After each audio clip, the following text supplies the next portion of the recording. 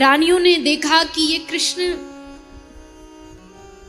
पूरी रात भर राधा राधा राधा कह के रोते रहते हैं, पर पूछे किससे कि कौन है राधा। इनसे कहेंगी, इनसे पूछेंगी तो ये तो राधा सुनते ही एकदम मदहोश हो जाते, बावरे हो जाते हैं। तो रोहिणी मैया से कहा, माता एक जिज्ञासा है। रोहिणी मैया ने कहा, बोलो। रानियों ने कहा, हमको राधा रानी का चरित्र सुनना है। तो रोहिणी मैया बड़ी जोर से हंसने लगी। अरे बावरी, किसकी जीभ में सामर्थ्य है कि राधा रानी के चरित्र को बता सके? मेरी तो नहीं है। तो कुछ थोड़ा सा, ज्यादा नहीं, कुछ थोड़ा हमें बता दीजिए। रोहिणी मैया ने कहा रानियों को, अच्छा ठीक है मैं बता दूंगी, पर ये बताओ अगर वो चरित्र कृष्ण ने सुन लिया तो? रानियां बोली, ऐसे कैसे सुन लेंगे, वो तो सुधर्मा सभा में बैठे हैं, कितनी दूर सभा है, हम यहां बैठ करके सुनाएंगी तो आवाज वहां थोड़ी पहुंच जाएगी। रोहिणी मैया हंसने लगी। तुम अभी भी नहीं समझी राधा कृष्ण के प्रेम को?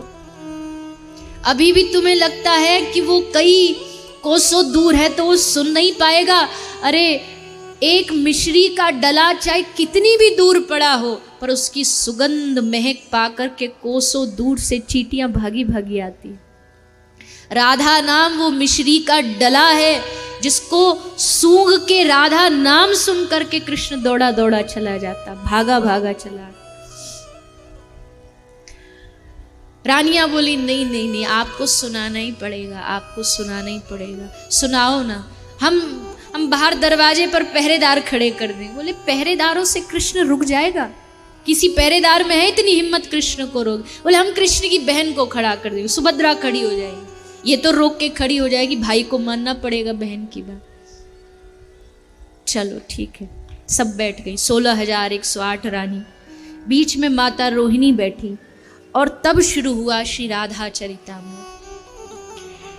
रोहिणी मैया ने सुनाया, नंदगांव के पास एक गांव था बरसाना, और उस बरसाना में वृषभान की लाली थी जिसका नाम था राधा।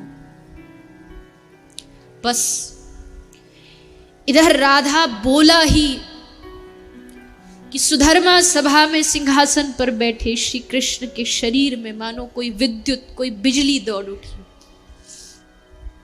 एकदम चौंक गए, किसने लिया ये नाम? इस द्वारिका में कौन है जो मेरी प्राणेश्वरी का नाम ले रहा? बलराम जी बैठे थे। बलराम जी ने पूछा, क्या हुआ कृष्ण? कृष्ण चुप रहे। उधर कथा और राधा रानी के चरित्र की आगे बढ़ी। कथा बढ़ते बढ़ते ऐसा शरीर में करंट दौड़ा कि रोक नहीं पाए कृष्ण, और सभा को छोड़ के सब गणमान्य महत्वपूर्ण चर्चा कर रहे थे, सबको छोड़ के कृष्ण भागे, दौड़े। बलराम जी भी पीछे पीछे दौड़े। क्या हुआ कृष्ण को? दोनों भागते भागते कृष्ण खिंचे चले आए जहां श्री राधा रानी की चर्चा हो रही थी। बाहर सुभद्रा खड़ी थी। बोले, भैया आप भीतर नहीं जा सकते। अच्छा ठीक है, भीतर नहीं जा सकता, पर यहां खड़े होके सुन तो सकता हूं।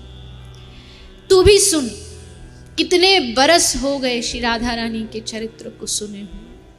तीनों ने कान लगा लिए दीवाल से और श्री राधा रानी का चरित्र सुनने लगे। सुनते गाते गाते रोहिणी मैया सुनाती गई, चरित्र बढ़ता गया।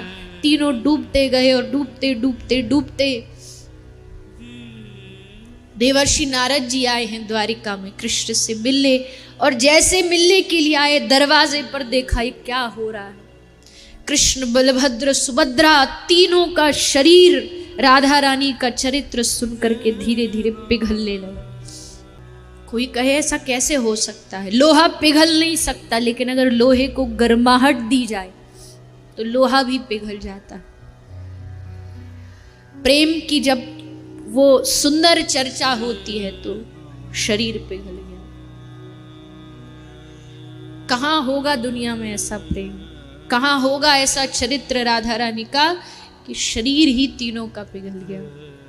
और वही मूर्ति आज उड़ीसा में श्री जगन्नाथ प्रभु के रूप में बलभद्र सुभद्रा जगन्नाथ तीनों विराजमान। ये श्री राधा रानी के प्रेम का प्रमाण है जगन्नाथ भगवान। आप सब जिस भूमि पे हैं, जगन्नाथ भगवान कोई पुण्यों के देवता नहीं है, जगन्नाथ भगवान प्रेम के देवता है।